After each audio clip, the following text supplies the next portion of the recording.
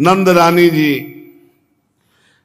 इसके बाद एक सखी बोली, हम तो अपनी तुम्हें कैसे बात बताओ, मेरे माखन की बात नहीं थी, मेरा तो ताजा दूध था। हमारी जो ददिया सास थी ना, तब के जमाने के माठ थे, नए माठ तो आप दे सकती हो, इतने सीजे हुए माठ सब फोड़े। और जब मैं पहुंची तो मुंह में दूध भरे हुए था। हमने कहा चोरी की हमारे घर में, अभी तुझे पकड़ती हूं। तो ऐसे इशारा किया, तो मैं नजदीक गई तो पूरा दूध मुंह में मार दिया और भाग गया। पकड़ में ही नहीं आया। पूरा दूध जब आंखों में पड़ जाएगा तो पकड़ेगा कौन। उस दूध की फुटकार से मेरी आंखें भर गई, मेरी आंखों में कुछ दिखा नहीं, और इतने में कूदकर भाग गया। एक गोपी की वो हंसती हुई बोली, गोप सुंदरी यशोदा जी, तुम तो मुस्कुरा रही हो। परसों की बात है, नीलमणि मेरे घर पर गया, नवनीत भांड में हाथ डाला। तो हमने कहा, ए तू कौन है? तो बोले, बलराम का छोटा भाई हूं। फिर यहां क्यों आया है? इस पर उसने उत्तर दिया कि अपने घर में नहीं आएंगे तो और कहां आएंगे। मैं हंसकर बोली, तुझे भ्रम हो गया है, तेरा घर नहीं मेरा घर है, और नवनीत के मटके में हाथ डाले हुए है ये मुद्रा। गोपी क्षमा करियो, मैंने अपना घर समझ करके, तू क्षण भर के लिए चिंतन कर भला। मैं खेलने गया, भूख लगी, अब मैया का कौन इंतजार करे, इसलिए मैं पा रहा था। तेरा घर है, आगे से नहीं आऊंगा। ऐसे ऐसे रचता है, कस्तुम बाला बाला अनुजा किमरे मन मंदरा संकया।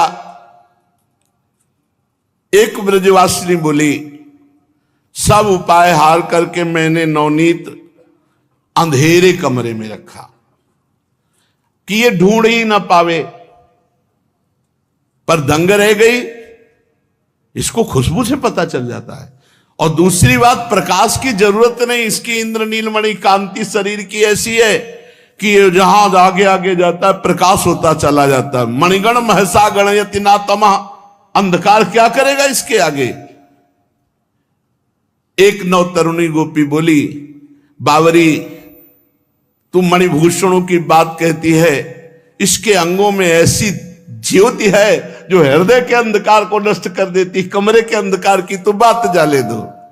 ध्वांतागारे धृतमणिगणम स्वांगमर्थ प्रदीपम।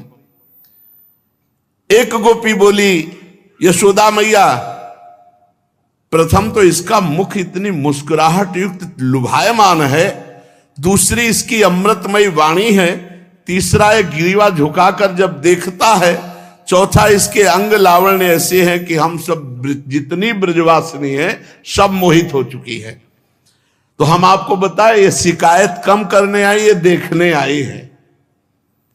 यशोदा मैया सब गोपियों से कहती हैं, बिराजो, आप बैठो, सुंदर सुंदर भोग पकवान हमारे साथ पाकर जाना। एक ने कहा, सुनो, भोग पकवान की बात कही तो हमें ध्यान आ गया, कल की बात है, हम अपने यहां देव पूजा का अनुष्ठान किए थे। हम सब भोग लगाकर देवता के आगे से और आंख मूंदे हुए थे, इतने में सखाओं के साथ आकर नंदन नंदन पाने लगे। मैंने पूछा, क्यों रे, देवता का भोग क्यों पाता है? तो ये बोला, सबसे बड़ा देवता तो मैं हूं, सबसे बड़ा देवता मैं हूं और सब मेरे छोटे देवता सखा हैं। मैं और सखा पा लिया, तेरा भोग लग गया, तेरी कामना पूर्ण हो गई। भैयाओ देखो ना, बात हमारी सच्ची है। तो कहा, तू देवता बना, हमारे देवता का अपमान कर दिया। अच्छा, इतने बड़े मुझ देवता का अपमान कर दिया तो सखाओ, इसको परिणाम दिखाओ। जे भी सब सखाओं से कहा तो पूजा स्थान में धूल पत्ता लघु शंका,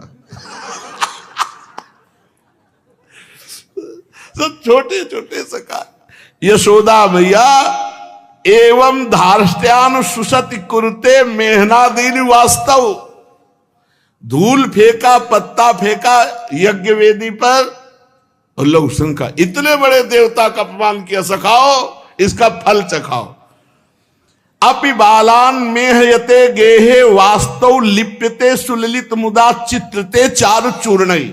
मैंने लीप पोत कर बहुत सुंदर पत्रावली चित्रावली बहुत सुंदर चौक पूरी थी, तो ये धूर्ली पत्रादि भीर शुचि भी शुद्ध हानिम करोति। धूल फेंका, पत्ते ला के फेंका और इसके सखाओं ने लघु शंका भी कर दी। पूरा हमारा देवता का अपमान हो गया। वो जब गोपी ऐसा कह रही थी तो भगवान बड़ी गंभीर मुद्रा में थे कि कहीं मैया की छड़ी ना उठ जाए। तो मैया की तरफ जब देखते तो एकदम सीधे बन जाते, गोपी की तरफ देखते तो चलता है। इस प्रकार मुद्रा धारण किए ब्रज सुंदरियों ने श्री कृष्ण के कौमार चापल्य का वर्णन किया। अंदर अंदर से मैया तो बहुत प्रसन्न हो रही कि चलो मेरा लाला कुछ कर रहा है, हष्टपुष्ट हो रहा है, चेष्टाएं कर रहा है। इत्थम स्त्री भी सवय नयनम श्री मुखालोकिनी भीर व्याख्यातार्था प्रसित मुखिम नहुर्पालंब मुच्छे। समस्त गोपियां भगवान श्री कृष्ण की रूप माधुरी का पान कर रही है।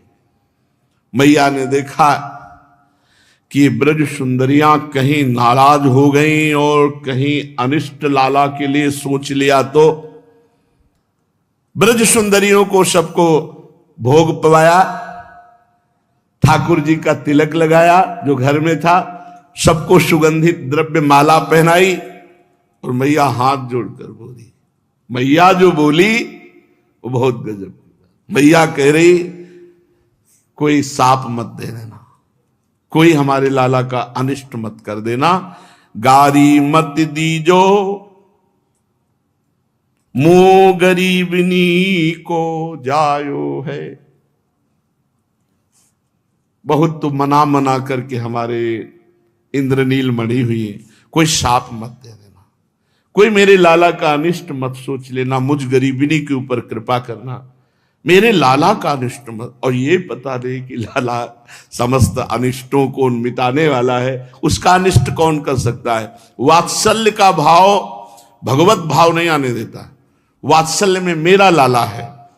गारी मति दीजो मो गरीबिनी को जायो है, जितो तो बिगार कियो आन कहो मोसो तुम, मैं तो काहू बातन में नाही तरसायो है।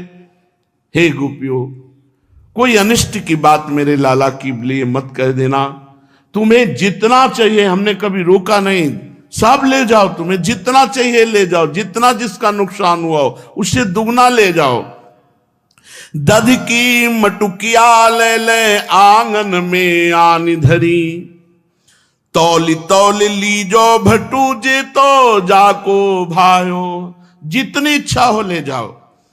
सूरदास प्रभु प्यारे निमिष नहु जो न्यारे, कान जैसे पूत पूर्व पुण्य नीते पायो है। कन्हैया जैसा लाला तो बड़े भाग्य से हुआ है। यशोदा मैया समस्त ब्रज गोपियों को संतुष्ट करती हैं, सबसे प्रार्थना करती कभी कोई नुकसान कर दे तुरंत हमारे यहां से दुगना ले जाना, पर कभी अनिष्ट की बात मत करना। बड़ा आनंद मंगल चल रहा है। दूसरे वर्ष की वर्षगांठ मनाई जा रही है। प्रातःकालीन वेला पर आज भोर तम चुर के रोल, गोकुल में आनंद होत मंगल धुनि महाराने ढोल। सुंदर सुंदर ढोल बज रहे, मृदंग बीणा, लालजू के लिए वर्षोद्गांठ। अरे प्रभु है जहां आए वहां तो अष्ट सिद्धियां निधियां सब डोल रही। उमगी ब्रज नारी सुभग कान बरस गांठी, उमग चाहती बरस बरसनी। गावहि मंगल सुगान नीके सुर नीकी तान, आनंद अति हर्षन कंचन मणि जटित थार। रोचन दधि फूल डार मिलिबे को तरसन, प्रभु बरस गांठी जोरति वा छवि पेत्रन तोरति सुर अरस परसनी। ब्रज गोपियों की भीड़ आती है, प्रभु को रोचना करती है, वर्षगांठ का बड़ा उत्सव मनाया जाता है। विप्र पूजा, अतिथि अभ्यागत अर्चना, ये सब कुटुंब सहभोज यशोदा रानी नंद बाबा मिलकर के करते हैं। तब तक बैठा ले रहते लाला, खेलने नहीं जाना, आज वर्षगांठ है। दोपहर सबको भोजन पवाकर अब नीलमणि ने पूछा खेलने जाऊं? अभी तक तो भवन में मानो कैद कर रखा हो, इनको रोकना बड़ा कठिन था। यशोदा मैया जानती थी कि लाला बहुत चंचल है, भाग जाएगा, इसलिए पूरी दासियों की फौज इकट्ठा थी, जाने न पावे, आज इसकी वर्षगांठ है। मैया दुलार करते, तुम्हें एक मोर दूंगी, मथुरा से मंगाऊंगी, स्वर्ण निर्मित रत्न जटित मयूर खेलने के लिए दूंगी, तू उसे नचाना। फिर एक तुझे गोवत्स दूंगी, वो भी स्वर्ण जटित, तू चुपचाप पहले यही खेल, आज तेरी वर्षगांठ है। इस प्रकार प्रलोभन देकर तो नीलमणि को रोका गया था। अब समझना जरा, 2 वर्ष के बालक की चोरी, सच्चिदानंद भगवान 2 वर्ष में समस्त ब्रजमंडल की ब्रज गोपियों को महासुख प्रदान कर रहे हैं, ये कोई चोरी है? 2 वर्ष के बालक को क्या ज्ञान हो? भगवान ने 2 वर्ष की अवस्था में माखन चोरी लीला की। अब भगवान श्री कृष्णचंद्र जी देखा कि पहरेदार कमजोर पड़ गए, दोपहर का भोज हो गया, तो तोरण को फांदते हुए द्वार के समीप से गोप सखा जो प्रतीक्षा कर रहे थे, वो भागे भगवान और उनके साथ खेलने लगे। कहां गया नंद नंदन? यशोदा मैया व्याकुल होकर के, अरे देखो कोई उत्पात न कर दे, आज वर्षगांठ है, कहीं कुछ ऐसा अतिशय प्रीति में संदेह होता है।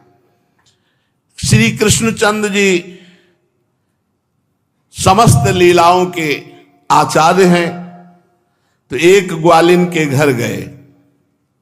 किस ग्वालिन के घर गए?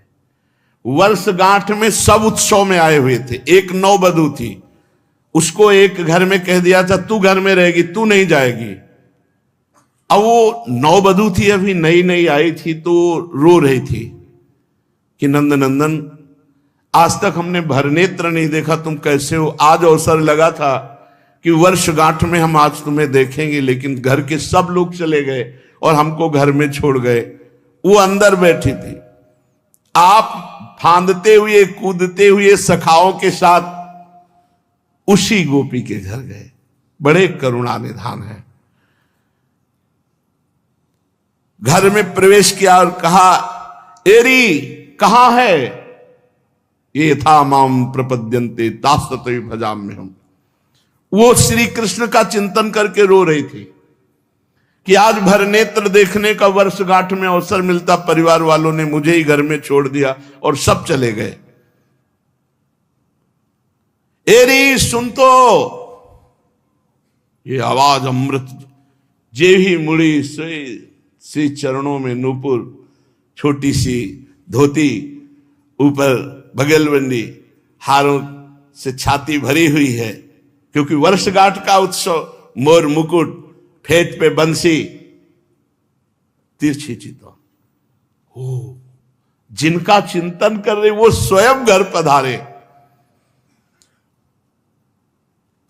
देख करके वो कितने आनंद में, सोचो कितने आनंद में होगी जिसका चिंतन कर रहे हैं मिलन के लिए, वही स्वयं। देखो भगवान कैसे अपने भक्तों को सुख प्रदान करते हैं। समस्त सखा दरवाजे पे कमर में हाथ रखे, ग्रीवा टेढ़ी के, ललित त्रिभंगी उसकी तरफ निहाल कर दे, जैसे घायल पर और वार कर दे।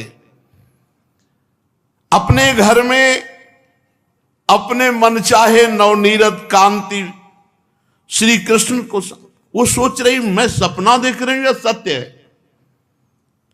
गोप सुंदरी निर्णय नहीं कर पा रही कि जागृत अवस्था है या स्वप्नावस्था है। मैं कहीं सोच रही थी, वही सोच तो मेरी नहीं है। इतने में श्री कृष्णचंद्र जी बोल, क्यों री सब घर आए, तू मेरे घर नहीं आई वर्षगांठ में? अब ग्वालिनी को विश्वास हो गया कि स्वप्न नहीं, ये मैं साक्षात देख रही हूं। फिर हंसकर बोले, सुना नहीं रही? तो उसकी आंखों से अश्रु प्रवाह हो रहा है और कहा कि घर वालों ने जाने नहीं दिया, सब घर वाले वहां, मैं यहां घर की रखवाली के लिए रखी गई हूं। श्री कृष्णचंद्र जी नजदीक गए और उसका हाथ पकड़ लिया। अभी तो दूसरे वर्ष की गांठ है, वर्षगांठ का उत्सव, हाथ पकड़। फिर तो उसके हृदय में जो आनंद स्पर्श का, भगवत स्पर्श का, और कहने लगे, पता नहीं तो आज कितना बड़ा उत्सव मेरा मैया ने मनाया। बार बार री, तू मुझे कुछ देना, मेरा वर्षगांठ का उत्सव। वो तो बेशुद्ध खड़ी, अरे विलंब हो रहा है। वो कुछ उत्तर नहीं दे रही, ये हंस रहे। अब उसने धीरे से इनका हाथ पकड़ लिया, श्याम सुंदर का, कहा छोड़, अच्छा कुछ नहीं दे सकती तो मुझे खेलने जाने दे। गोप सुंदरी कस के पकड़ लिया श्याम सुंदर को, और शायद वो हृदय से लगाना चाहती थी, पर ये चतुर शिरोमणि एक हाथ से ऐसे हाथ किया और उसके वक्षा स्थल का मोती का हार पकड़ा और तोड़ लिया। वक्षा स्थल पर जो मोतियों का हार, उसे तोड़ दिया। वो सब मोती भूमि पर बिखर गए। गोप सुंदरी को चेतना आई तो वो मोतियों का हार संभालने को दो, श्री कृष्ण का हाथ छूटा और गोप सुंदरी ने मोती के 2-4 दाने चुनकर अपने अंचल पर रख पाए थे। देखा श्री कृष्ण भाग गए। वो सोच रही थी कि मोतियों के चक्कर में मणि छोड़ दी, कहां कितना अपार सुख प्राप्त हो रहा था। अब वो विचार किया कि अगर ये बात मैं छुपाई तो ठीक नहीं रहेगी। मेरी मोतियों का हार तोड़ा तो मुझे भी अवसर मिल जाएगा अब जाने का नंद भवन में, मैं कहूंगी कि शिकायत लेके आई थी। अब वो गोप वनिता जो वर्षगांठ के उत्सव से निकल रही थी, ये वहां पहुंची और वहां जाकर के यशोदा मैया से कहा, मैया ये शिकायत में करने आई हूं कि आज मेरे मोतियों का हार आपके लाला ने तोड़ दिया। मैं अकेली बैठी थी, ये गए, मेरा हाथ पकड़ा और फिर मेरी मोतियों की माला तोड़ दी। वैसे तो मैं नहीं बताने आती, पर घर वाले तो इसलिए मैं शिकायत करने आई हूं। मैया ने कहा, आएगा तो मैं डांट दूंगी, तुम मेरा मोतियों का हार ले लो। और उतारा और अपने वो तो निहाल हो गई, कहां वो दो लरी का मोती और कहां यशोदा मैया के मोतियों का हार। वो तो रोम रोम पुलकित हो उठी और चली गई। मैया आई, जब लाला आया, क्यों रे तू उसके मोतियों का हार तोड़ा? मुझे अपना मोतियों का हार देकर उसे शांत करना पड़ा। लालजू ने कहा, तो फिर मोतियों की खेती करूं तुम्हारे हार के लिए? मैया ने कहा, हां तू तो खेती करेगा ही, मैं खेती करके दिखाऊंगा। छोटे से लाला, एक दिन मोती बेचने वाला व्यापारी मोती ले ले मोती, लालजू दौड़ पड़े। उसने पेटी रखी, देखा भवन, अरे तो बहुत बड़े घराने का है लाला। तो उनका मोती दिखा, मोती लूंगे। बाबा ने देखा, नजदीक, क्या है? बाबा मैं मोती लूंगा, मोती की खेती करूंगा। अरे मोती की कहीं कोई खेती होती है? बाबा मैं मोती लूंगा। राजभवन देख करके व्यापारी ने सोचा, इतना मुनाफा तो यही हमको ले लेना चाहिए जो पूरे गांव में बेचने का होता है। लाला की तरफ देखे, भवन की तरफ देखे, और उसने बहुत ज्यादा कीमत बताई मोती की। बाबा ने कहा, इतनी महंगी थोड़ी मोती होती है, चलो यहां से ले जाओ, यहां मोतियों के ढेर लगे हुए, ये तो बालक है, हट कर। ना बाबा, मुझे मोती चाहिए। लाला ने हट कर लिया। निरखी नयन रुझ्यो मनमोहन, रटत देहु कर बारंबार। व्यापारी नंदनंदन को निर्निमेष नयनों से देखता है और एक सुंदर मोती निकालता है और कहता है कि अगर मूल्य देना चाहते हो तो लाखों में मूल्य बताया, और नहीं तो मैं लाला को फ्री दे सकता हूं। दो एक बात, अगर आप नहीं दोगे मूल्य तो लाला हट कर रहा है, मैं इसे फ्री दे दूंगा। बहुत कुल के लाल जो आनंदित हुए, पुलकित हुए, छोटी सी हथेली पर एक मोती रख दिया। दी रघमोल कहो व्यापारी, रहे ठगे सब कौतुकहार। करू पर ले राखी रहे हरि देत न मुक्ता परम सुडा। बाबा ने कहा ये बहुत ठग है, इतना थोड़ी कीमत होता है। नहीं, मैं यही लूंगा। बाबा ने फिर भेंट दे दी। लालजू महाराज गोकुलनाथ बये जसुमति के आंगन भीतर भवन मजार। मैया तेरा हार ले गई थी ना गोपी, देख मैं मोती लाया हूं और आज इसकी खेती करूंगा। मैया ने कहा अच्छा लाला, यमुना जी के किनारे की मिट्टी लाओ। मैया भी जैसे लाला खेले जैसे राजी, ऐसे किया और उस मिट्टी में मोती। मैया का अच्छा ये जग जाएगा। मैया तो खेल समझ रही लालजू का।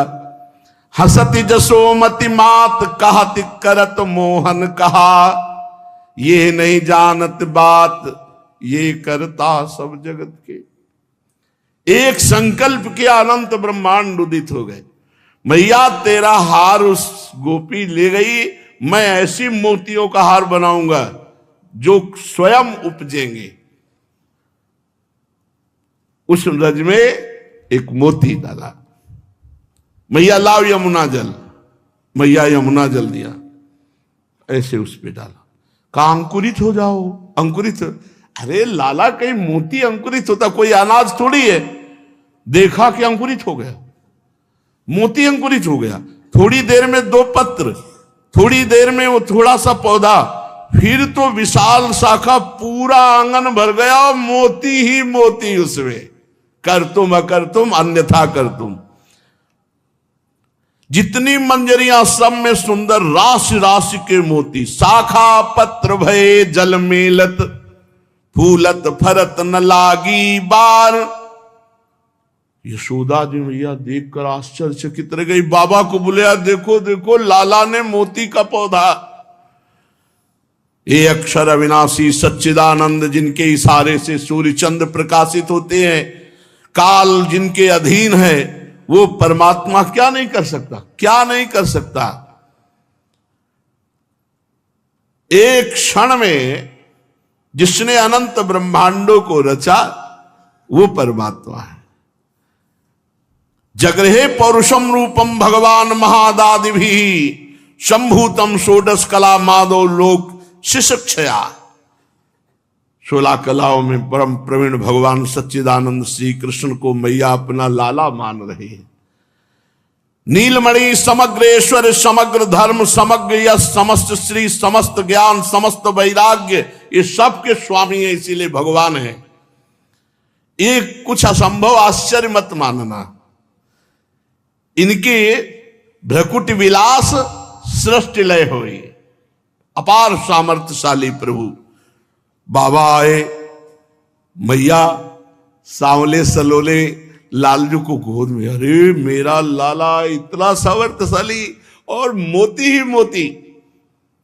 लालजू ने पेड़ हिलाया, मोती बिछ गए अपने पीतांबर में बिना, और कहा मैया देखिए नकली नहीं है, ये असली है, और इनका हार बना और तू पहन।